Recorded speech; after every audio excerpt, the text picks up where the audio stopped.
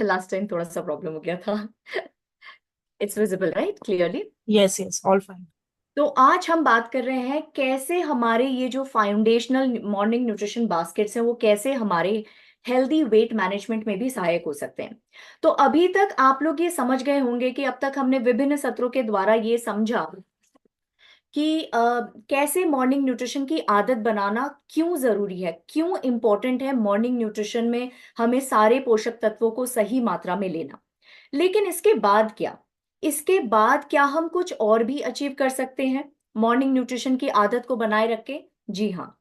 जैसे कल आपने देखा कि कि जो है कैसे आप मॉर्निंग न्यूट्रिशन के तहत एक ऑप्टिमल हेल्थ अचीव कर सकते हैं, वैसे ही धीरे धीरे आप ये समझेंगे कि अगर आप ये मॉर्निंग न्यूट्रिशन की आदत को लंबे टाइम तक बनाए रखें और अपने जीवन में इन पोषक तत्वों को सुबह के न्यूट्रिशन में स्पेशली अगर इन पोषक तत्वों को सही मात्रा में फॉलो करते रहें, तो कैसे ये आपके हेल्दी वेट मैनेजमेंट में भी सहायक होगा।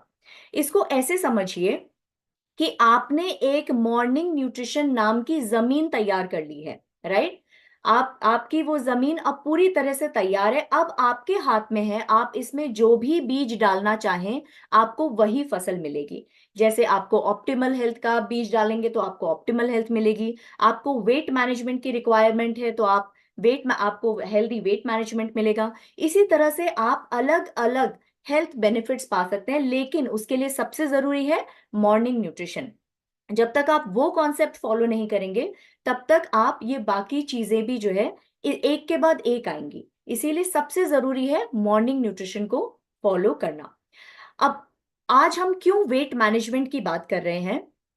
क्योंकि आई थिंक हम सभी ने जीवन में खुद के लिए या किसी न किसी और को वेट से स्ट्रगल करते हुए देखा ही होगा, राइट? और अगर हम एक बेसिक मॉर्निंग न्यूट्रिशन के कॉन्सेप्ट को फॉलो करते हुए अगर हम हेल्दी वेट मैनेजमेंट पा सकें तो इससे अच्छी और क्या बात हो सकती है। और सबसे बड़ी बात कि जब हम वेट मैनेजमेंट से रिलेटेड बात करते हैं तो वो चेंज दिखता है जो न केवल आपको मोटिवेट करेगा बल्कि और लोगों को भी मोटिवेट करेगा। ठीक है? तो अभी क्योंकि हम वेट से रिलेटेड बात कर रहे हैं तो आप लोगों से ये जानना चाहूंगी कि कौन से वो फैक्टर्स आपको लगता है जो ओवरवेट या ओबेसिटी की तरफ ले जाते हैं। कुछ ऐसे फैक्टर्स जो आपको लगता है कि आई थिंक बहुत सारे जो है फैक्टर्स आपके मन में आ रहे होंगे।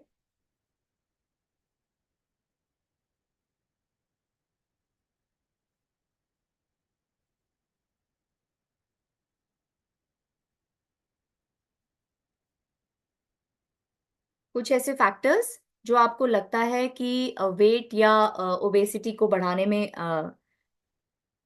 काम आते हैं। Junk food, processed food. Jaideep Das Gupta ji ने बोला है फैट। सतिंदर जी बोल रहे हैं sedentary lifestyle, more hunger, insulin resistance. Very good. सारे ही कहीं ना कुछ फैक्टर्स जो है वेट को बढ़ाने का काम करते हैं। तो चलिए अब हम समझते हैं कि कौन से वो एक्चुअल कारण हैं जो आपके वेट को बढ़ाते हैं या वजन को बढ़ाते हैं।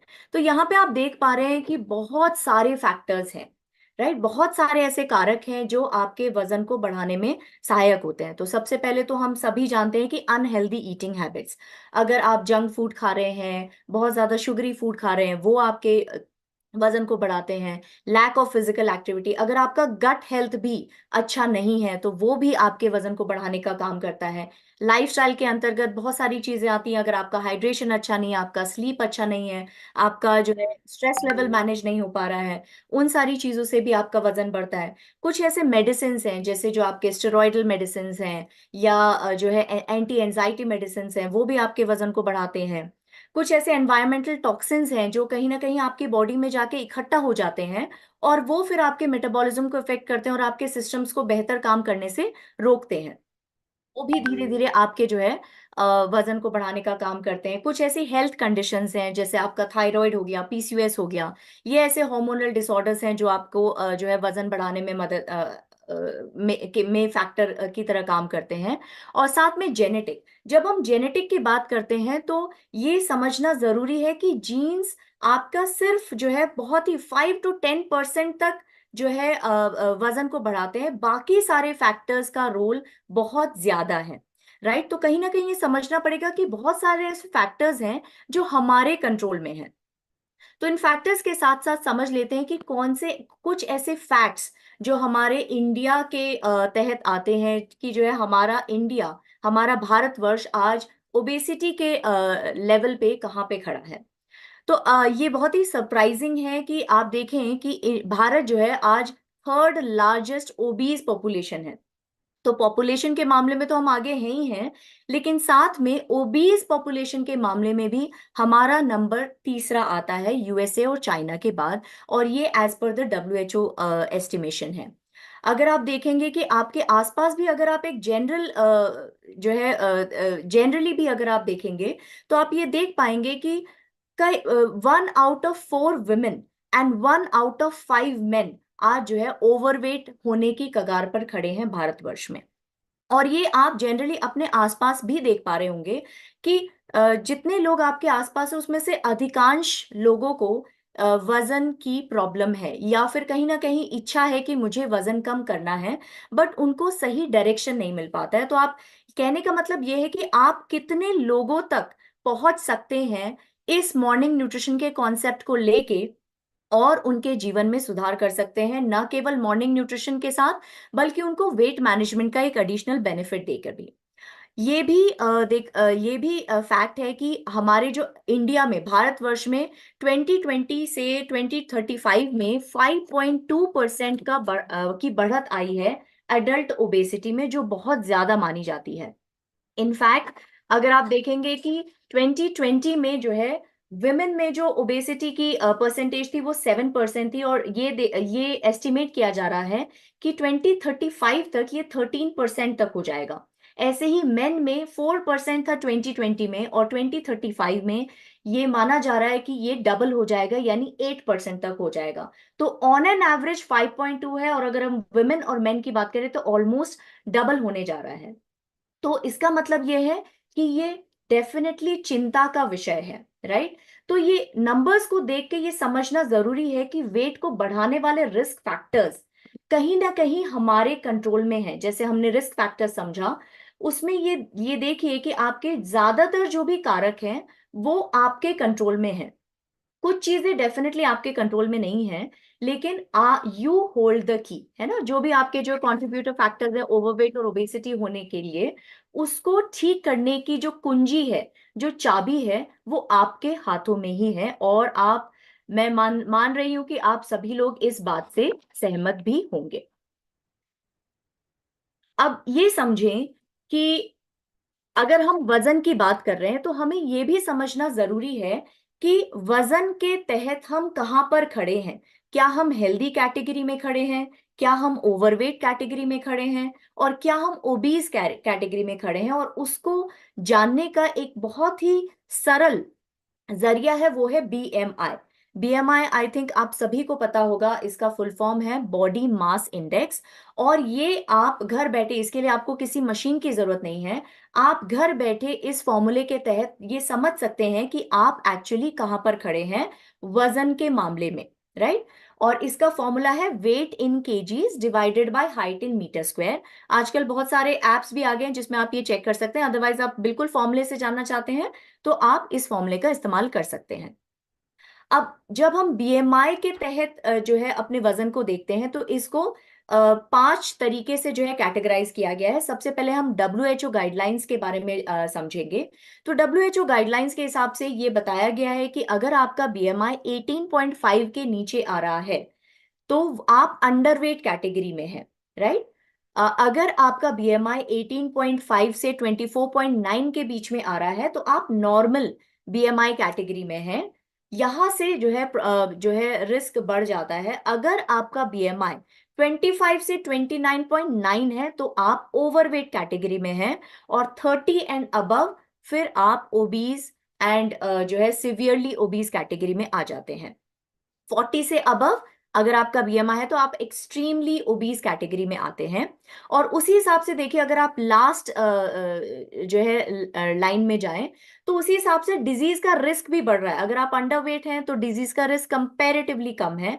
अगर आप नॉर्मल बीएमआई में हैं तो एवरेज डिजीज रिस्क है। और जहां जहां पे हम डिजीज का मतलब समझ रहे हैं, जितने भी क्रॉनिक डिसऑर्डर्स हैं, जैसे डायबिटीज हो गया, बीपी हो गया, कोलेस्ट्रॉल हो गया, इन सब का जो है खतरा बढ़ता चला जाएगा। जैसे जैसे आपका बीएमआई बढ़ेगा, वैसे वैसे आपका इन डिजीजेस के होने का खतरा बढ़ता चला जाएगा। अब इसी तहत अगर आप देखेंगे थर्ड लाइन में, हमने एक और बीएमआई का क्लासिफिकेशन दिया हुआ है जो एशियन कंट्रीज के हिसाब से बना हुआ है। बिकॉज एशियन कंट्रीज के जो पॉपुलेशन है उनमें फैट का डिस्ट्रीब्यूशन कंपैरेटिवली हाई रहता है। और दूसरी चीज, जो बीएमआई के फॉर्मूले में जो हाइट का फैक्टर है, तो आपने देखा होगा जो एशियन पॉपुलेशन है, एशियन जो जनसंख्या है, उसकी हाइट कंपैरेटिवली कम होती है। और इसीलिए आप देख पा रहे हैं कि बीएमआई की जो रेंजेस हैं एज पर एशियन पॉपुलेशन, वो थोड़ी सी डिफरेंट है, थोड़ी सी भिन्न है, जो एज पर डब्ल्यूएचओ गाइडलाइंस। और हम लोग यही सोचते हैं कि कहीं ना कहीं अगर मेरा बीएमआई 24.9 है तो मुझे बहुत ज्यादा चिंता करने की जरूरत नहीं है, क्योंकि मैं अभी भी नॉर्मल कैटेगरी में हूं। बट अगर हम एशिया पैसिफिक के बीएमआई को देखें, तो अगर आपका जो बीएमआई है वो 23 से 24.9 के बीच में आ रहा है, तो आप एक्चुअली ओवरवेट कैटेगरी में है और वहां पे आपका डिजीज का रिस्क बढ़ रहा है। तो ये अब हमें थोड़ा सा जो है अपने पर्सपेक्टिव को, अपने जो है सोच को थोड़ा सा चेंज करना पड़ेगा। अब हम 25 बीएमआई होने पे रिलैक्स नहीं हो सकते। इनफैक्ट वहीं से हमें काम करना शुरू करना पड़ेगा, ताकि हम एक अच्छे स्वास्थ्य को और एक अच्छे वजन को अचीव कर सकें। ठीक है। दूसरा जो पैरामीटर है, क्योंकि देखिए जब जो है बीएमआई में अगर आप देखेंगे, फैट से रिलेटेड कहीं कोई पैरामीटर नहीं है जिससे हम ये असेस कर सकें। और अगेन दूसरा जो पैरामीटर जब जो हम यहाँ पे डिस्कस करने वाले हैं, वो है आपका WHR, यानी वेस्ट टू हिप रेशो। ये बेसिकली आपके एब्डोमिनल ओबेसिटी को बताता है। और इसको आप कैसे नापेंगे? अगर आप सबसे नीचे वाली पसली लें और आपकी जो हिप बोन जो आप फील कर पाएंगे, उसके बीच में आपको ये नापना है। ठीक है। और हिप कैसे नापेंगे? जो आपका सबसे चौड़ा भाग है उसको मेजरिंग टेप से नापेंगे, फिर वेस्ट के नंबर को ऊपर रखेंगे और ये आप सेंटीमीटर्स में नापेंगे। वेस्ट को ऊपर रखेंगे, हिप्स को नीचे रखेंगे, एंड उसको डिवाइड करेंगे, waist divided by hip measurement. तो आपको ये वैल्यूज मिल जाएंगी। अगेन मेल्स में और फीमेल्स में ये डिफरेंट है। कोई भी वैल्यू अगर फीमेल्स में अगर आप देख रहेंगे, अगर आपका WHR 0.85 से ज्यादा है तो आप हाई रिस्क कैटेगरी में हैं। और मेल्स में अगर आप देखेंगे, अगर आपका WHR 1 से ज्यादा है तो आप हाई रिस्क कैटेगरी में हैं। राइट। तो बीएमआई और WHR पैरामीटर्स को समझने का मतलब क्या था? कि आपने ये समझ लिया कि आप किस रिस्क कैटेगरी में आते हैं। और ये क्यों समझना जरूरी है कि अगर आप moderate to high risk category में आते हैं, तो आपको बहुत सारी हेल्थ संबंधी, स्वास्थ्य संबंधी परेशानियां हो सकती हैं। और ये बहुत गंभीर बीमारियां हैं। जैसे आपको जो है कार्डियोवैस्कुलर डिजीजेस हो सकती हैं, जिसमें आपको heart related problem, BP related problem, cholesterol related problem हो सकता है। उसके अलावा डायबिटीज बहुत ही बड़ा जो है बहुत ही गंभीर बीमारी है, जिसको हम बहुत आसानी से ले लेते हैं कि हमें जस्ट डायबिटीज है, लेकिन ये बहुत गंभीर बीमारी की कैटेगरी में आता है। उसके अलावा मस्कुलोस्केलेटल, मस्कुलो यानी मसल्स रिलेटेड, आपको बहुत ज्यादा मसल पेन हो सकता है, आपको मसल वीकनेस हो सकती है, बिकॉज आप जरूरत से ज्यादा अपना जो है वजन उठा रहे हैं। उसके अलावा बोन्स में कमजोरी आ सकती है, जॉइंट रिलेटेड प्रॉब्लम्स आ सकते हैं। और बहुत सारे हार्मोनल डिसऑर्डर्स, यानी जो आज हम बहुत सारी जो परेशानियां देख रहे हैं, उसकी जो जड़ है वो बेसिकली हार्मोनल डिसऑर्डर्स है। जैसे थायराइड रिलेटेड प्रॉब्लम, जिसके ऊपर पूरा मेटाबॉलिज्म आपका जो है निर्भर करता है। उसके अलावा PCOS। तो ये सारी प्रॉब्लम्स आपको हो सकती हैं। तो अब ये समझना होगा कि अगर आप moderate to high risk category में आ रहे हैं, BMI, WHR, इन सब के तहत, तो इन सारी बीमारियों का खतरा काफी हद तक बढ़ जाएगा, और जिसके लिए आपका एक स्पेसिफिक एक्शन लेना बहुत जरूरी हो जाएगा। राइट। तो अब सवाल आता है कि हम ये बात कर रहे हैं कि बहुत सारे खतरे हैं, लेकिन अगर आप एक हेल्दी वजन की कैटेगरी में आ रहे हैं, एक स्वस्थ वजन की कैटेगरी में आ रहे हैं, तो उसके क्या बेनिफिट्स हैं, मैं ये आपसे ये जानना चाहूंगी कि अगर आप एक हेल्दी वजन की कैटेगरी में आ रहे हैं तो उसके आपको क्या फायदे हो सकते हैं हेल्थ वाइज।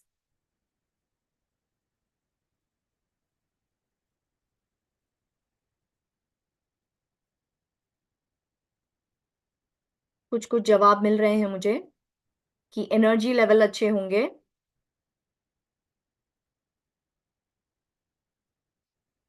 पीसीओएस का मतलब है पॉलीसिस्टिक ओवेरियन डिजीज। ये बेसिकली आपकी ओवरी में सिस्ट बन जाते हैं जिसकी वजह से हार्मोन प्रॉब्लम आती है, और उसका मुख्य सिम्टम होता है कि फीमेल्स का वजन बढ़ने लगता है। हेल्थ स्पैन इंक्रीज होगा Satinder ji, high energy levels, healthy ageing, perfect, good health, full active, very good. यानी आप समझ पा रहे हैं कि आपका एक स्वस्थ वजन की रेंज में होना कितना जरूरी है। तो चलिए आइए इसको समझते हैं कि सबसे पहले तो जो हमने क्रॉनिक डिजीजेस की अभी बात की उसका खतरा कम हो जाएगा, क्योंकि आप अपने रिस्क कैटेगरी को मॉडरेट से धीरे धीरे लो एंड बिल्कुल लो रिस्क कैटेगरी में ला रहे हैं, राइट। तो अगर आप एक हेल्दी वजन, स्वस्थ वजन की कैटेगरी में हैं, तो सबसे पहले जो आपकी क्रॉनिक डिजीजेज है, आपकी हार्ट रिलेटेड बीमारियां हैं, या आपका बीपी है, कोलेस्ट्रॉल है, डायबिटीज है, इन सारी बीमारियों के होने का खतरा कम हो जाएगा।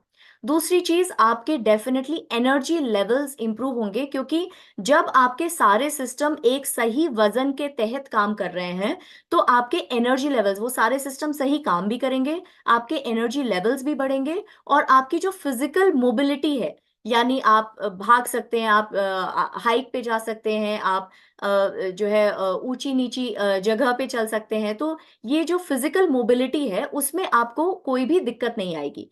आप आप जो है किसी भी तरह की एक्सरसाइज कर सकते हैं, आपको सोचना नहीं पड़ेगा, राइट। तीसरी चीज, हमारा जो ये एक शरीर है, ये इसका एक साइकोसोमैटिक रिलेशनशिप है। साइकोसोमैटिक यानी आपका शारीरिक और मानसिक संबंध है, ये एक दूसरे से जुड़ा हुआ है। तो कहीं ना कहीं अगर आप एक सही वजन में हैं तो ये आपके मेंटल हेल्थ को, आपकी जो मानसिक स्वास्थ्य है उसको भी सुधारने का काम करेगा, आपका मूड भी अच्छा रहेगा। जब आपका मानसिक स्वास्थ्य, मूड अच्छा रहेगा तो ऑटोमेटिकली आप सही चॉइसेस करेंगे, आप एक्सरसाइज के लिए जाएंगे, आप सही खाना लेंगे, एंड इन सारी चीजों की वजह से क्या होगा, आपका overall quality of life improve होगा, राइट। तो अभी हम ये समझ चुके हैं कि आप हेल्दी वजन से क्या क्या स्वास्थ्य संबंधी लाभ उठा सकते हैं। अब इस स्वस्थ वजन यानी हेल्दी वेट को अचीव करने के लिए हमारा लाइन ऑफ एक्शन क्या होना चाहिए, और अब ये समझना भी जरूरी है कि इस लाइन ऑफ एक्शन में हमारे मॉर्निंग न्यूट्रिशन का क्या महत्व है, क्या मॉर्निंग न्यूट्रिशन इन सब से जुड़ा हुआ है, क्या इनका कुछ आधार है। तो इन सारी चीजों को हम तीन सवालों के जरिए समझने की कोशिश करेंगे। कि सबसे पहला सवाल है व्हेन यू ईट, यानी अब आप कब खाना खा रहे हैं। उसके बाद आता है कि आप कितना खाना खा रहे हैं, और लास्ट है आप क्या खा रहे हैं, क्योंकि आपने ये एक कहावत सुनी होगी, you are what you eat. यानी आप जो खा रहे हैं, आपका जो पूरा सिस्टम है वो उसी उसी तरह की चीजों को रिफ्लेक्ट करेगा, यानी स्वास्थ्य को रिफ्लेक्ट करेगा। तो चलिए एक एक एक के बाद एक इन सारे सवालों को ढूंढने की कोशिश करते हैं, सारे सवालों के जवाब को ढूंढने की कोशिश करते हैं। तो जब हम व्हेन यू ईट की बात कर रहे हैं, तो अब इसको समझने के लिए वापस हमें कहाँ पे जाना पड़ेगा, अपने बायोलॉजिकल क्लॉक की तरफ जाना पड़ेगा। क्योंकि अभी तक के जितने भी सत्र हुए हैं उसमें हम हमेशा ये कहते आए हैं कि आप जो भी कुछ कर रहे हैं उसको अपने बायोलॉजिकल क्लॉक के साथ सिंक्रनाइज करना, यानी समन्वित करना बहुत जरूरी है, राइट। और वो क्यों जरूरी, इसीलिए मॉर्निंग न्यूट्रिशन का कनेक्शन भी है कि कब खाना है। अगर आप ये सारे जो भी हम आपको आने वाले स्लाइड्स में समझाने की कोशिश करेंगे, अगर आप ये सारी चीजें मॉर्निंग से ही, सुबह से ही शुरुआत कर दें तो आपको एक हेल्दी वेट डेफिनेटली आप अचीव कर सकते हैं।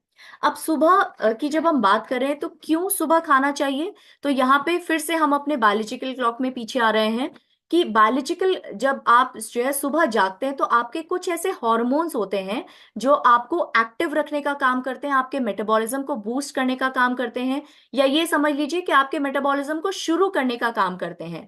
राइट, तो उसमें जैसे कुछ हार्मोन है, जैसे कॉर्टिसोल है जो आपको जगाता है और आपके एनर्जी लेवल्स को बढ़ाता है।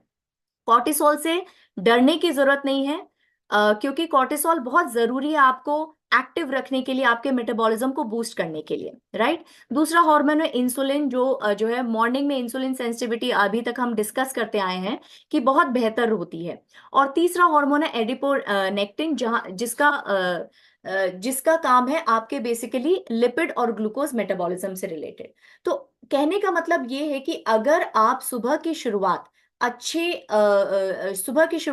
पोषक तत्वों से कर रहे हैं, तो क्या होगा कि आप अपने सर्काडियन रिदम, आप अपने बायोलॉजिकल क्लॉक के साथ समन्वय में काम कर रहे हैं। जब आप अपने बायोलॉजिकल क्लॉक के साथ समन्वय में काम कर रहे हैं तो आपका ग्लूकोज लेवल अच्छा होगा और आप एक हेल्दी बीएमआई अचीव कर सकते हैं। उसी के अपोजिट अगर आपका जो खान पान है वो उसका कोई टाइमिंग नहीं है, राइट, और सुबह आप अपने मॉर्निंग न्यूट्रिशन पे ज्यादा ध्यान नहीं दे रहे हैं, उस पे इम्फेसाइज नहीं कर रहे हैं, तो अगेन वो इन जो है हॉर्मोन्स हैं उनको नेगेटिवली इम्पैक्ट करेगा और ये आपके रिस्क को बढ़ा देगा डायबिटीज होने के, आपका ग्लूकोज कंट्रोल अच्छा नहीं रहेगा और धीरे धीरे ये आपको ओबेसिटी की तरफ भी धकेलेगा। अब इसी के तहत कब खाने के तहत जो दूसरा कॉन्सेप्ट है उसको आप समझिए, वो है टाइम रिस्ट्रिक्टेड ईटिंग। ये टाइम रिस्ट्रिक्टेड ईटिंग एक ऐसा तरीका है जहां पर आप फोकस करते हैं मील टाइमिंग पर, यानी आप एक पर्टिकुलर विंडो में जो है खाना खाते हैं, स्पेशली दिन के टाइम में, सुबह से लेके अर्ली इवनिंग का टाइम आपका एक विंडो होता है जहां पे आप अपना जो है खाना खाते हैं। और इसका भी वेट मैनेजमेंट पे एक बहुत ही सकारात्मक प्रभाव है, क्योंकि आप दिन के एक पर्टिकुलर विंडो में खाना खा रहे हैं, तो उससे क्या होगा, आपका ऑटोमेटिकली आपका जो कैलोरी का इंटेक है वो कम हो जाएगा, जिसकी वजह से क्या होगा, आपके वजन में कमी आएगी, आपका जो वसा संचय करने की जो प्रवृत्ति है उसमें कमी आएगी। उसके अलावा क्योंकि आप एक रिस्ट्रिक्टेड विंडो में खाना खा रहे हैं, तो आपकी लेट नाइट स्नैकिंग नहीं होगी, आप लेट नाइट जागेंगे नहीं, जिसकी वजह से जो स्ट्रेस है, ऑक्सीडेटिव स्ट्रेस है सेल पे, जो हमेशा डाइजेशन करना है, काम करना है, मेटाबॉलिज्म करना है, उस स्ट्रेस में कमी आएगी, इन्फ्लेमेशन कम होगा, आपका जो ग्लूकोज टॉलरेंस है वो बेहतर होगा और आपका इंसुलिन रेजिस्टेंस जो है कम होगा, जिसकी वजह से क्या होगा, जो भी आप पोषक तत्व उस पर्टिकुलर विंडो में खा रहे हैं वो प्रॉपरली आपकी बॉडी में डाइजेस्ट और एब्जॉर्ब होगा और वो आपके वजन को कम करने में या मैनेज करने में मदद करेगा। तो अब आप ये समझ चुके हैं कि दिन की शुरुआत में अगर आप सही तरीके से शुरुआत करते हैं, सही पोषक तत्वों को लेते हैं, अपने बायोलॉजिकल क्लॉक के अकॉर्डिंग जो है काम करते हैं, तो ऑटोमेटिकली वो आपके जो है वजन को मेंटेन करने में या कम करने में मदद करेगा। अब ये समझते हैं, क्योंकि हमारा मेन कॉन्सेप्ट है कि हमारी जमीन तैयार है, उस पे हमें कौन सी फसल उगानी है, राइट। तो आज क्योंकि हम वेट मैनेजमेंट की बात कर रहे हैं तो ये समझना बहुत जरूरी हो जाता है कि क्यों मॉर्निंग न्यूट्रिशन इंपॉर्टेंट है वजन को मैनेज करने में या घटाने में। तो अभी तक के कॉन्सेप्ट से आपने समझा कि मॉर्निंग न्यूट्रिशन में आप बहुत सारे, अगर आप मॉर्निंग न्यूट्रिशन फॉलो कर रहे हैं तो इसकी वजह से क्या होगा, आपकी बॉडी में सारे तरह के जो है सही मात्रा में जो पोषक तत्व हैं वो पहुंचेंगे, बिकॉज मॉर्निंग में आपका प्रोटीन टैंक खाली रहता है, आपका वाइटामिन एंड मिनरल्स का टैंक खाली रहता है, राइट। तो आपके सारे टैंक्स खाली हैं। और अगर आप मॉर्निंग न्यूट्रिशन के कॉन्सेप्ट को फॉलो करेंगे तो सुबह के समय आपकी बॉडी में सही मात्रा में प्रोटीन, फाइबर, कॉम्प्लेक्स कार्ब, सही एडिक्वेट अमाउंट में जो है आपका जो फैट है, विटामिन एंड मिनरल्स है, वो पहुंचेंगे। और उसकी वजह से क्या होगा, जब ये सारे पोषक तत्व आपके सिस्टम में पहुंचेंगे तो ये आपके सिस्टम को सही तरीके से काम करने में मदद करेंगे। यानी अल्टीमेटली क्या करेंगे, आपके सारे सिस्टम, आपका लिवर, आपका जो है हार्ट, आपका लंग्स, आपका डाइजेस्टिव सिस्टम, आपका ब्रेन, आपके ग्लूकोज लेवल सभी सही तरीके से काम कर रहे हैं, आपका मेटाबॉलिज्म बूस्ट हो रहा है और वो आपके वजन को सही तरीके से मैनेज करने में मदद कर रहा है। अब दूसरा जो मॉर्निंग न्यूट्रिशन का कॉन्सेप्ट हम अभी डॉक्टर श्याम ने भी बताया कि अगर आपका सुबह का जो भोजन है वो प्रोटीन रिच है तो आपको जो है, जो पूरे दिन भर में जो भूख लगती है, वो जो क्रेविंग्स होती हैं, वो कंपैरेटिवली कम हो जाएंगे। तो चलिए ये समझते हैं कि मॉर्निंग न्यूट्रिशन जो है में, अगर मॉर्निंग न्यूट्रिशन अगर आप पूरी तरह से फॉलो कर रहे हैं, तो उसकी वजह से क्या होगा कि आपका जो थर्मोजेनेसिस है, यानी आपका जो मेटाबॉलिज्म है, वो ट्रिगर हो जाएगा। राइट। तो इसका मतलब, थर्मोजेनेसिस का मतलब हम क्या समझे यहाँ पे, कि जो आप सुबह की तरफ जो भोजन कर रहे हैं, बेसिकली उसको हम डाइट इंड्यूस थर्मोजेनेसिस कह रहे हैं। अभी तक आप समझ चुके हैं कि हमें किस किस तरीके से भोजन लेना है। आपका डाइट प्रोटीन रिच, जो सुबह का ब्रेकफास्ट है वो आपका प्रोटीन रिच होना चाहिए, फाइबर रिच होना चाहिए, कॉम्प्लेक्स कार्बोहाइड्रेट होना चाहिए। तो उसकी वजह से क्या होगा, उन उन उस भोजन को डाइजेस्ट करने में आपका सिस्टम काम करना शुरू होगा। जैसे आप देख पा रहे हैं, यहाँ पे हमने एग्जाम्पल भी दिया है कि मॉर्निंग में जब आपकी जो है बाइक है या स्कूटी है वो शुरू नहीं होती है, तो हमें थोड़ा सा जो है इसको, थोड़ी सी मेहनत करनी पड़ती है, किक स्टार्ट करना पड़ता है। राइट। तो उसी तरह से जो है, ये जो आप सही पोषक तत्व लेंगे सुबह के न्यूट्रिशन में, अगर आप वो सही तरीके से ले रहे हैं और सही टाइम पे ले रहे हैं, वो बेसिकली आपके मेटाबॉलिज्म को, यानी आपके इंजन को स्टार्ट कर देगा। इंजन यानी मेटाबॉलिज्म, मेटाबॉलिज्म यानी आपका जो दिन भर जो आप एनर्जी व्यय करने वाले हैं, खर्चा करने वाले हैं अपने अलग अलग तरह के काम को पूरा करने के लिए, उसको स्टिमुलेट कर देगा। राइट। और दूसरा पॉइंट ये है कि अगर आप एक हेल्दी ब्रेकफास्ट खाते हैं, तो वो कहीं ना कहीं आपके मेटाबॉलिज्म को बूस्ट करता है, और आपको आपके जो कैलोरीज आप दिन भर बर्न करने वाले हैं, उसको और ज्यादा जो है सुचारू रूप से करने का काम करता है।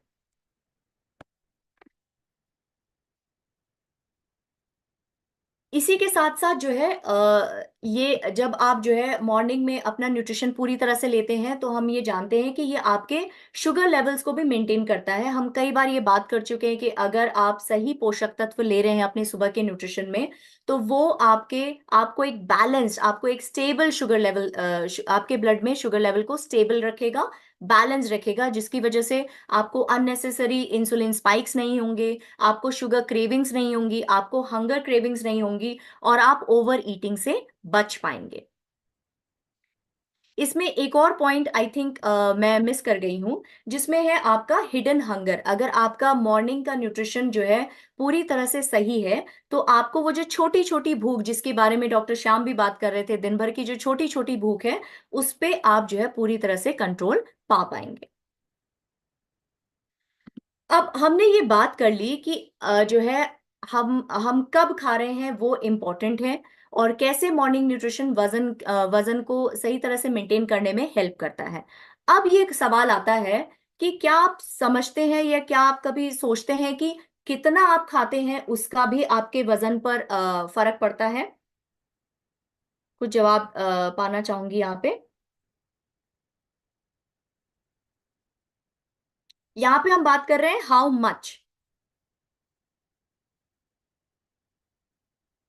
क्योंकि जब भी हम वजन की बात करते हैं, तो सबसे पहले हमारे दिमाग में आता है कि हम बिल्कुल खाना बंद कर दें या बिल्कुल खाना कम कर दें, और इसकी वजह से जो है हमारे शरीर में नेगेटिव इम्पैक्ट भी पड़ते हैं, नकारात्मक प्रभाव पड़ता है।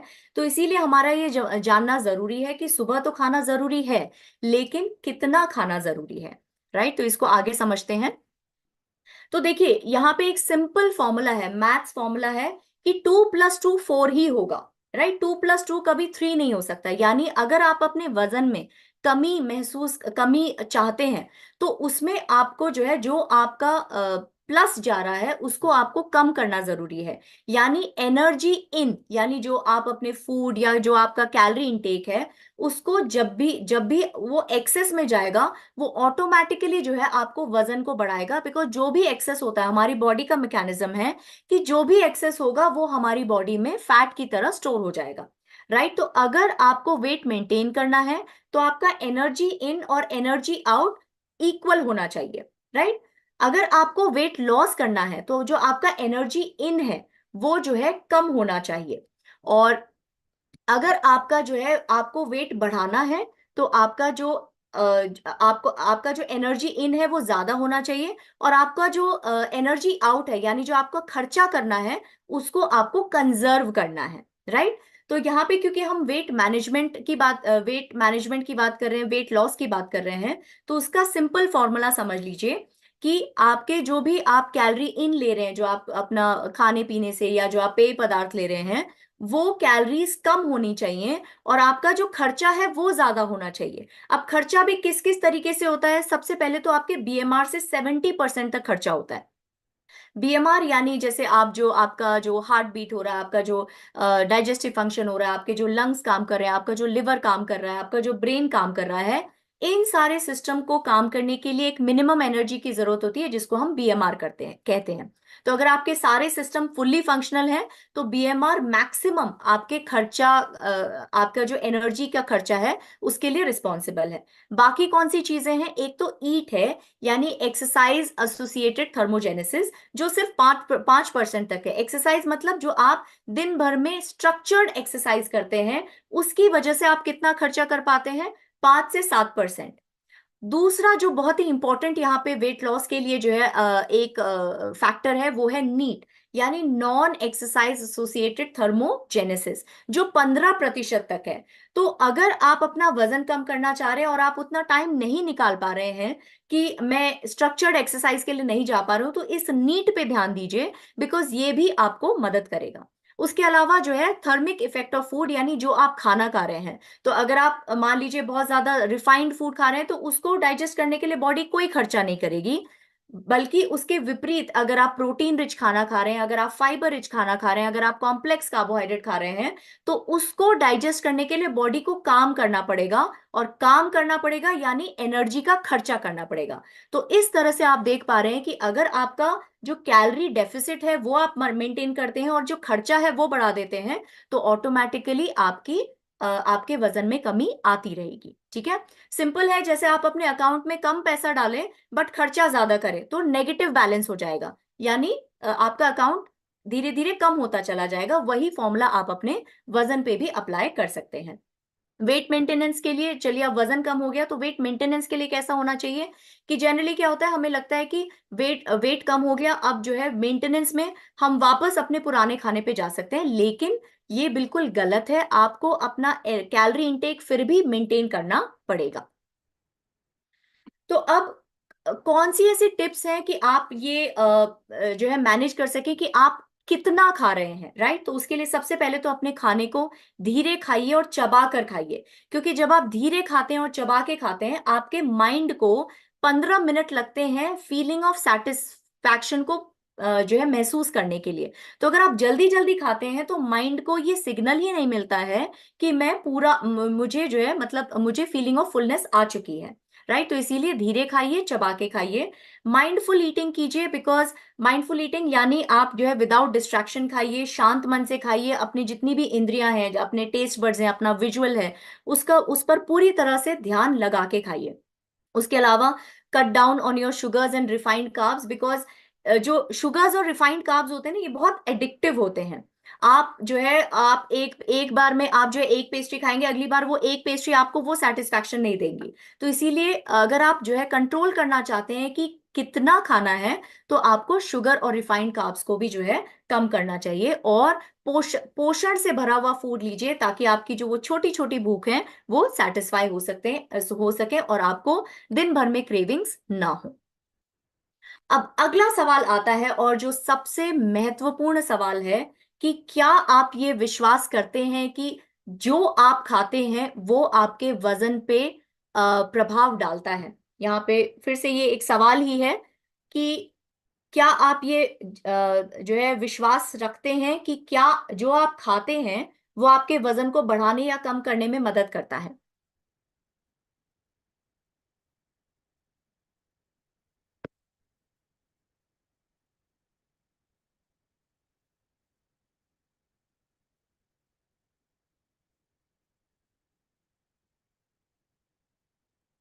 जी हाँ, धीमान जी बोल रहे हैं यस, एकता जी बोल रहे हैं यस, राइट। तो अभी तक हम दो सवालों के बारे में बात कर चुके हैं, कब खाना है, कितना खाना है। अब सबसे महत्वपूर्ण सवाल है क्या खाना है।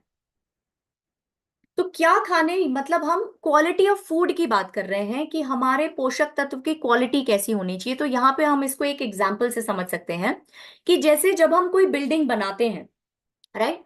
या जो है आपने देखा भी होगा बहुत सारे बिल्डर्स हैं, बिल्डर्स की कैटेगरी भी होती है कि ये अच्छा बिल्डर है, ये खराब बिल्डर है, ये समझ के कि वो किस तरह का मटेरियल अपनी बिल्डिंग में यूज कर रहा है, राइट। तो अगर आप एक अच्छी बिल्डिंग, एक मजबूत बिल्डिंग बनाना चाहते हैं तो उसके लिए बेसिकली आपको क्या यूज करना पड़ेगा? अच्छी क्वालिटी ऑफ मटेरियल, राइट। वो भले ईंट है, वो भले ही लकड़ियां हैं, वो भले ही बीम्स हैं, आपको अच्छी क्वालिटी का मटेरियल यूज करना पड़ेगा। उसी तरह से अगर आप अपने स्वास्थ्य के बारे में जो है ख्याल रखना चाहते हैं, तो अगर आप अपने स्वास्थ्य को बढ़ावा देना चाहते हैं, अगर आप अपने एक हेल्दी वजन को जो है, एक स्वस्थ वजन को अचीव करना चाहते हैं, तो उसके लिए आप खराब क्वालिटी का खाना नहीं खा सकते। यानी आप खराब खाना, जैसे जो है बहुत ज्यादा फूड, जो प्रोसेस्ड फूड है, शुगर से भरे हुए फूड हैं, या जो अनहेल्दी फैट्स हैं, वो खाना आप अगर खाएंगे तो आप कभी भी एक अच्छे स्वास्थ्य या एक अच्छे वजन की कल्पना नहीं कर सकते हैं। तो लॉन्ग रन में आपको क्या करना है अपने स्वास्थ्य और वजन को मेंटेन करने के लिए?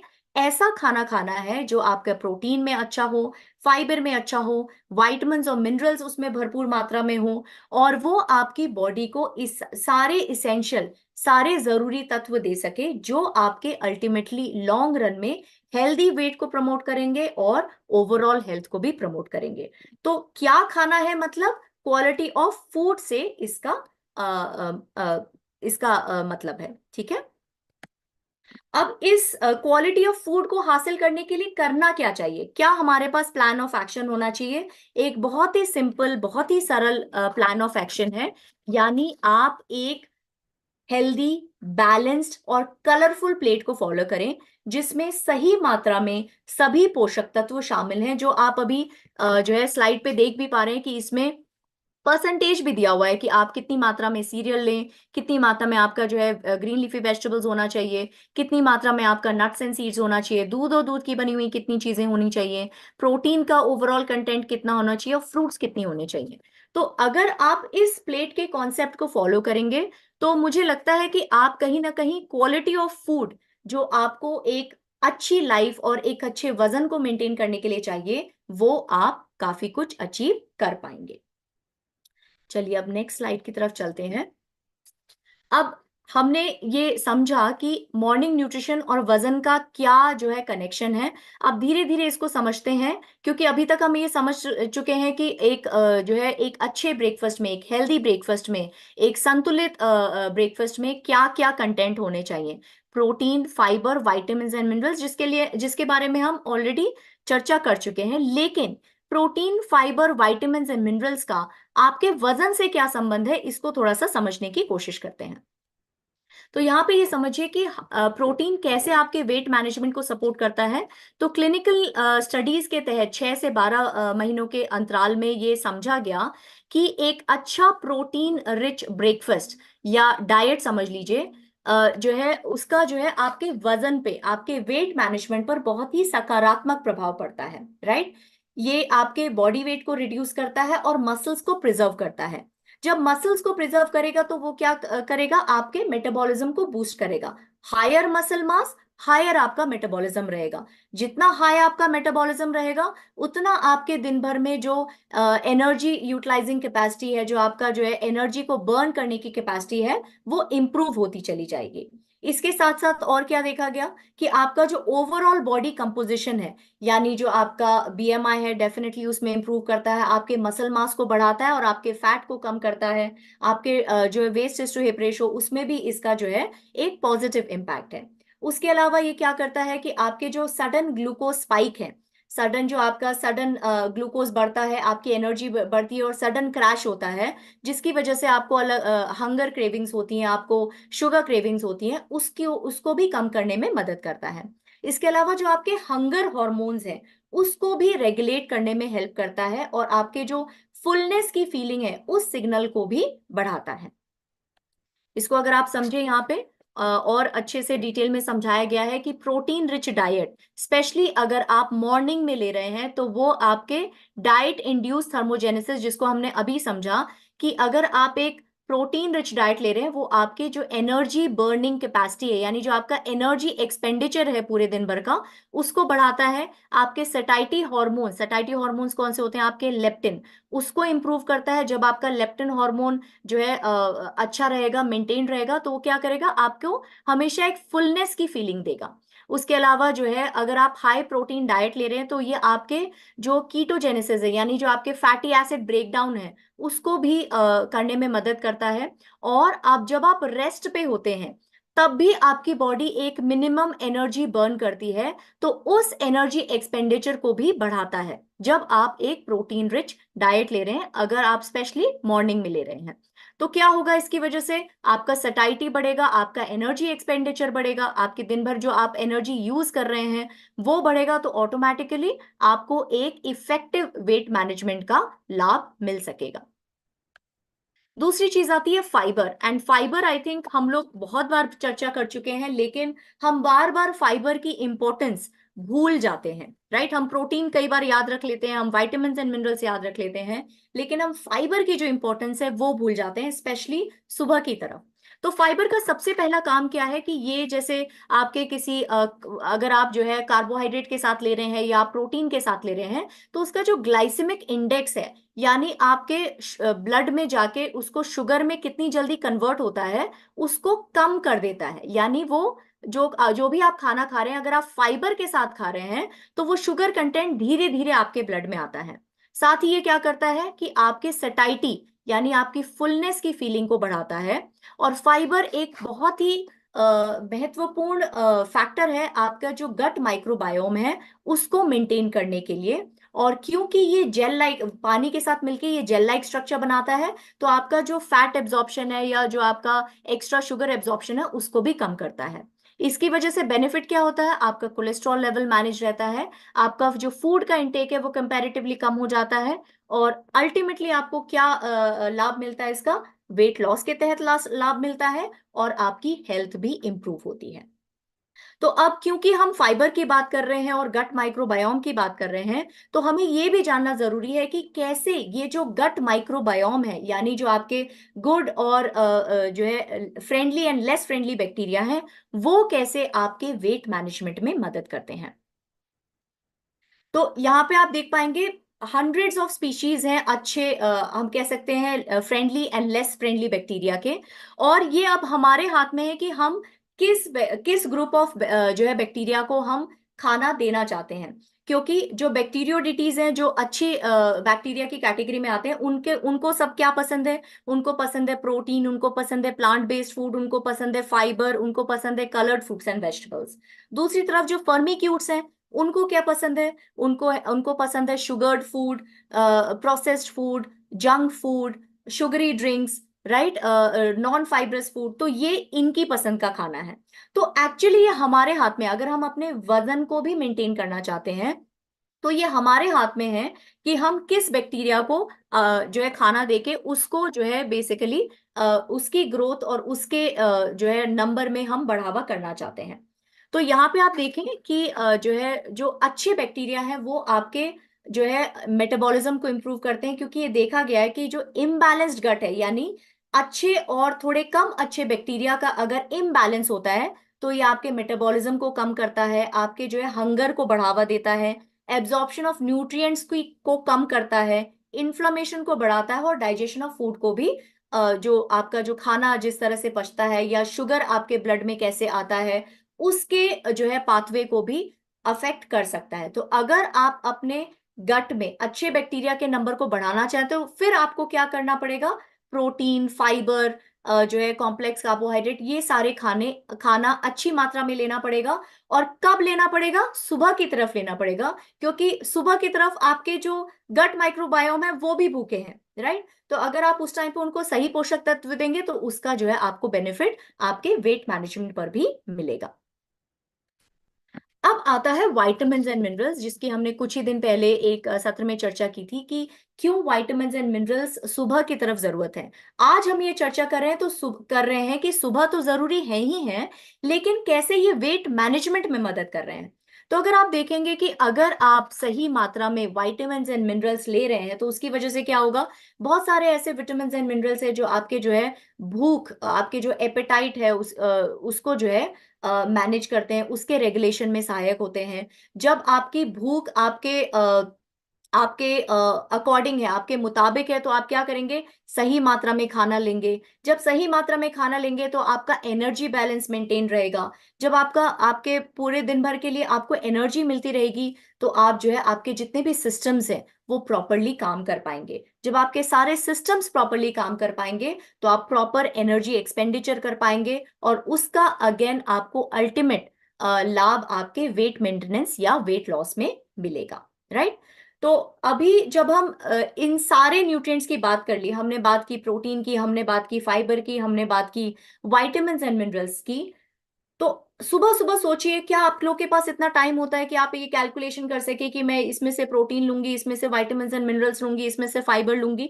थोड़ा मुश्किल हो जाता है। और स्पेशली जब हम वेट मैनेजमेंट के परिप्रेक्ष्य में बात कर रहे हैं, तो क्या आप लोगों के दिमाग में कोई एक ऐसी चीज आती है जो जो आपको एक ही बार में, राइट, ये सारे न्यूट्रिएंट्स एक ही बार में दे दे, स्पेशली सुबह की तरफ, जिसमें प्रोटीन भी हो, फाइबर भी हो, सही मात्रा में कार्बोहाइड्रेट भी हो, सारे विटामिन्स एंड मिनरल्स भी हो? कोई भी ऐसी चीज या कोई भी ऐसा नाम आप लोगों के मन में आ रहा है?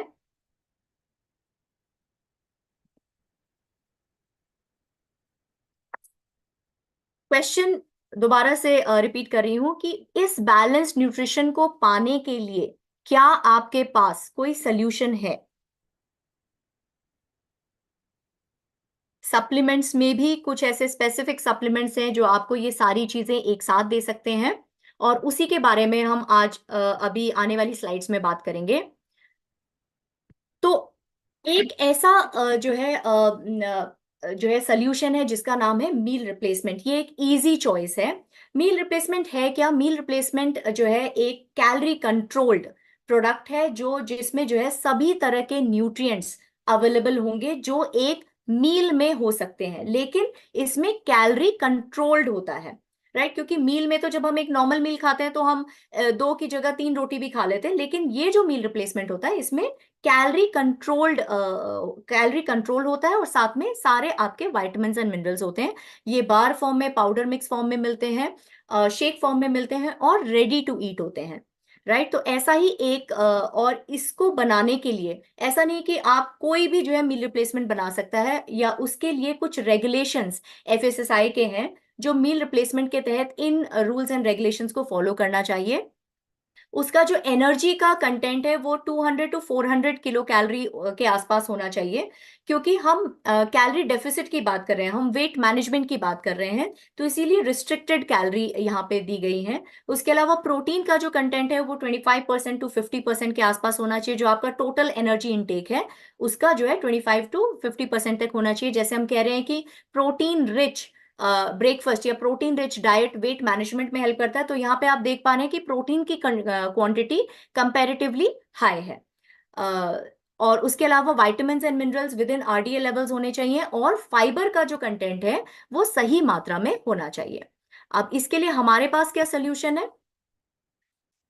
हमारे पास ये सोल्यूशन है बेसिकली आपका वेट मैनेजमेंट सोल्यूशन बास्केट, जिसमें आपके पास प्रोटीन है, आपके पास फाइबर है, और आपके पास न्यूट्रिशियस डिलीशियस शेक मिक्स है। तो अगर आप मॉर्निंग न्यूट्रिशन के साथ साथ वेट मैनेजमेंट का भी सोल्यूशन एडिशनली चाहते हैं, तो कहीं ना कहीं ये जो सोल्यूशन बास्केट है ये आपके काम का है। अब जब हम बात कर रहे हैं मील रिप्लेसमेंट की, तो उसका फायदा क्या है? क्यों हम मील रिप्लेसमेंट? तो हम ये समझ पा रहे हैं कि आजकल हमारी लाइफ बहुत फास्ट पेस लाइफ है, जिसमें जैसे मैंने कहा कि सुबह स्पेशली ये सारी कैलकुलेशन करना मुश्किल हो जाता है। तो अगर आपके पास एक मील रिप्लेसमेंट जैसा ऑप्शन है तो उसकी वजह से क्या होगा, कंप्लायंस अच्छा होगा, आपकी कंट्रोल्ड कैलोरीज, आपको सोचना नहीं पड़ेगा कि एक रोटी खाऊं, दो रोटी खाऊं, आपको पता है कि अगर मैं इतना शेक पीऊंगी तो मुझे इतनी कैलोरीज मिल रही हैं। और कैलोरीज डेफिसिट होने के बावजूद भी न्यूट्रिएंट रिटेंशन है, यानी न्यूट्रिएंट की मात्रा एडिक्वेट अमाउंट में है। और क्योंकि इसमें फाइबर, प्रोटीन और सारे विटामिन एंड मिनरल सही क्वांटिटी में है, तो उसकी वजह से जो सटाइटी है वो भी आपको मिलती रहेगी। तो ऐसा नहीं होगा कि अच्छा आज मैंने सिर्फ शेक पिया और मुझे फिर से भूख लग गई। क्योंकि ये सारे न्यूट्रिएंट सही मात्रा में मील रिप्लेसमेंट में होते हैं, तो आपका जो सटाइटी है वो भी मेंटेन रहेगा। और जब आप ये मील रिप्लेसमेंट फॉलो करेंगे तो ऑटोमेटिकली इन सारे कंप्लायंस की वजह से वेट मैनेजमेंट में आपको मदद मिलेगी। तो हमारे पास न्यूट्रालाइट में एक जो है स्पेशल प्रोडक्ट है जो हम वेट मैनेजमेंट के लिए जो है सजेस्ट करते हैं, वो है आपका nutritious delicious delicious shake mix, जो वनीला फ्लेवर में आता है, राइट। अब इसको लेना कैसे है? सबसे पहले तो कब लेना है, तो कोशिश कीजिए कि मॉर्निंग में लें, बिकॉज दिन की शुरुआत अगर आप जो है एक सटाइटी से भरे हुए, सारे न्यूट्रिएंट से भरे हुए, प्रोटीन से भरे हुए और फाइबर से भरे हुए शेक से शुरुआत करेंगे तो आपको जो है वेट मैनेजमेंट में ज्यादा मदद मिलेगी, क्योंकि हम समझ चुके हैं कि मॉर्निंग न्यूट्रिशन का वेट से क्या संबंध है। कैसे लेना है? अगर आप दूध के साथ ले रहे हैं तो 300 ml दूध के साथ 2 स्कूप मिला के लीजिए। अगर आप पानी के साथ ले रहे हैं तो क्योंकि उसमें दूध नहीं है, हम सिंपल पानी ले रहे हैं, तो प्रोटीन का कंटेंट कॉम्पनसेट करने के लिए आप उसमें 2 scoop all plant protein powder mix करके लीजिए। ठीक है, तो ये हो गया आपके लेने का तरीका। आप इसको मिल्क के साथ भी ले सकते हैं, आप इसको पानी के साथ भी ले सकते हैं। अब इसमें क्या मिल रहा है आपको, इसके जो है खासियत क्या है कि जब आप इसको 300 ml दूध के साथ ले रहे हैं, ये आपको 13.8 ग्राम ऑफ प्रोटीन दे रहा है, जो काफी अच्छी मात्रा है, राइट। स्पेशली सुबह की शुरुआत करने के लिए 13.8 ग्राम की प्रोटीन की मात्रा काफी अच्छी मात्रा है आपके मेटाबॉलिज्म और आपके सारे सिस्टम्स को बूस्ट करने के लिए। अगर आप इसको 300 ml पानी और 2 चम्मच प्रोटीन पाउडर के साथ ले रहे हैं, ये आपको 22.3 ग्राम प्रोटीन दे रहा है, और साथ में आपको ये फाइबर दे रहा है 6.3 ग्राम, जो आ रहा है आपके ओट्स, चिकोरी और कॉर्न डेक्स्ट्रिन जैसे हेल्दी फाइबर सोर्सेस से। उसके साथ साथ ये आपको 25 जो है इसेंशियल विटामिन्स एंड मिनरल्स दे रहा है, जिसमें से जो है जिसमें से जो है आपके vitamin A, C, E, minerals जैसे जिंक, कॉपर और सेलेनियम भी है, जो हम लोग कई बार भूल जाते हैं कि किस फूड से जिंक मिलेगा, किस फूड से कॉपर मिलेगा, किस किस फूड से सेलेनियम मिलेगा। तो आपके पास एक रेडीमेड सोल्यूशन है जहां पे आपको प्रोटीन, फाइबर और ये सारे इसेंशियल विटामिन्स एंड मिनरल्स एक ही सोल्यूशन में मिल जा रहे हैं। तो इतना वर्सेटाइल कॉम्बिनेशन न्यूट्रिएंट्स का मिलना थोड़ा मुश्किल हो जाता है जब हम सिर्फ खाने से लेने की बात करते हैं तो। और इसमें एक बहुत ही इंपॉर्टेंट जो है इंग्रेडिएंट है, जो बेसिकली बोटानिकल है, गार्सिनिया कंबोजिया से आया हुआ है ये। गार्सिनिया कंबोजिया एक एक्टिव इंग्रेडिएंट होता है जिसको हम कहते हैं हाइड्रोक्सी सिट्रिक एसिड, जो बेसिकली एक पोटेंशियल एंटी ओबेसिटी जो है एजेंट माना जाता है। ये कैसे मदद करता है वेट मैनेजमेंट में? ये आपको सबसे पहले तो सटाइटी प्रोवाइड करता है, आपको एक फीलिंग ऑफ फुलनेस देता है। इसके अलावा ये आपके जो सेरोटोनिन हार्मोन है, जो ब्रेन केमिकल सेरोटोनिन हार्मोन होता है, उसके लेवल को बढ़ाता है, जिसकी वजह से आपको जो भूख है वो जो है कम लगती है। यानी अगेन आपके हंगर हार्मोन को जो है इफेक्ट करता है, आपके सटाइटी को बढ़ाता है, हंगर को कम करता है। और साथ ही साथ जो है ये आपके जो ग्लूकोज इनटेक है और जो एनर्जी इनटेक है उसको कम करता है। और साथ में आपके फैट को भी कम करता है। कैसे कम करता है? जो इसमें हाइड्रोक्सी सिट्रिक एसिड है, वो एक ऐसे एंजाइम को ब्लॉक करता है जो नए फैटी एसिड बनाते हैं। तो इस तरह से ये जो आपके जो नए फैट बन रहे हैं, बनने वाले हैं, उसको भी ब्लॉक करने का काम करता है, और अल्टीमेटली आपको overall fat loss, weight loss में मदद करता है। और सबसे इंपॉर्टेंट बात, हम लोग हमेशा जब भी मील रिप्लेसमेंट की बात करते हैं कि क्या ये जो है जो है इसमें शुगर तो नहीं है, तो यहाँ पे आप ये समझ पा रहे हैं कि अगर आप इसको दूध के साथ ले रहे हैं तो इसका जो ग्लाइसेमिक इंडेक्स है वो लो ग्लाइसेमिक इंडेक्स कैटेगरी में आ रहा है। अगर आप इसको पानी के साथ ले रहे हैं तो भी ये लो ग्लाइसेमिक इंडेक्स कैटेगरी में आ रहा है। अगर आप ग्लाइसेमिक लोड की बात करें तो ये अगर आप दूध के साथ ले रहे हैं तो अगेन ये लो ग्लाइसेमिक लोड कैटेगरी में आ रहा है। यानी यहाँ पे क्वांटिटी और क्वालिटी दोनों ही आपके वेट मैनेजमेंट में सहायक हैं। अगर आप इसको पानी के साथ ले रहे हैं तो इसका ग्लाइसेमिक लोड और कम है। और ये क्लीन लेबल के साथ आता है, इसमें कोई एडेड प्रिजर्वेटिव्स नहीं है, कोई आर्टिफिशियल कलर्स नहीं है, कोई आर्टिफिशियल फ्लेवर्स नहीं है। तो अगर आप कहीं ना कहीं वेट मैनेजमेंट की तलाश में अगर आपको लगता है कि हाँ मुझे थोड़ा वेट मैनेजमेंट करना चाहिए या वेट लॉस की तरफ अगर आपकी दिशा है, तो ये एक बहुत ही अच्छा सोल्यूशन बास्केट आप अपने मॉर्निंग न्यूट्रिशन की जर्नी में शामिल कर सकते हैं। तो आई थिंक अब इस सत्र के अंत में आपको ये इन तीनों सवालों के जवाब मिल चुके होंगे कि कब आपको खाना चाहिए। आपको सुबह की तरफ अपने सर्काडियन रिदम के के साथ समन्वय के साथ खाना चाहिए। हाउ मच खाना चाहिए यानी कितना खाना चाहिए, एडिक्वेट अमाउंट में, ताकि आपका जो इनटेक है वो आपके आउटपुट से ज्यादा नहीं होना चाहिए, स्पेशली अगर आप वेट मैनेजमेंट टारगेट कर रहे हैं तो। और कितना खाना चाहिए, सही पोषक तत्व सही मात्रा में आपकी प्लेट में होने चाहिए।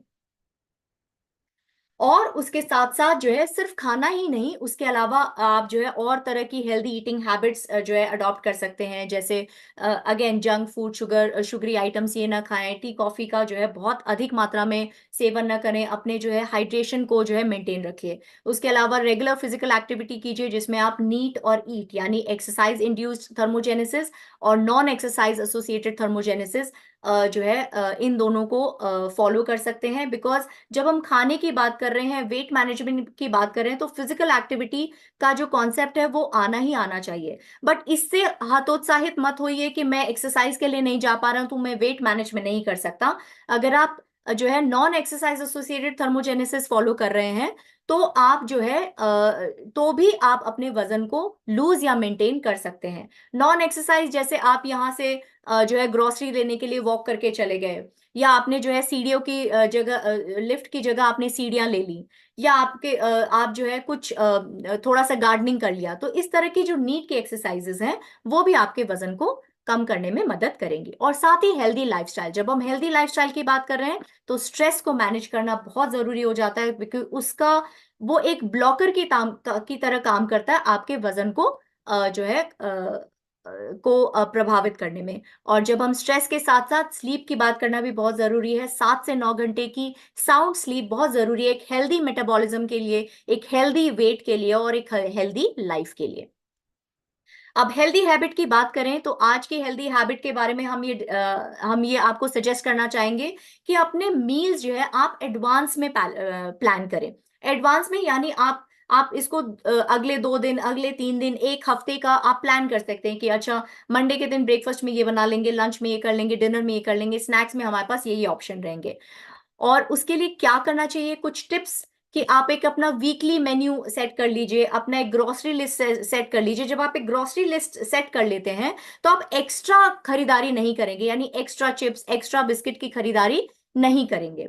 उसके अलावा जो इंग्रेडिएंट्स हैं उसको जो है आप अच्छी मात्रा में तैयार करके रख लें। जैसे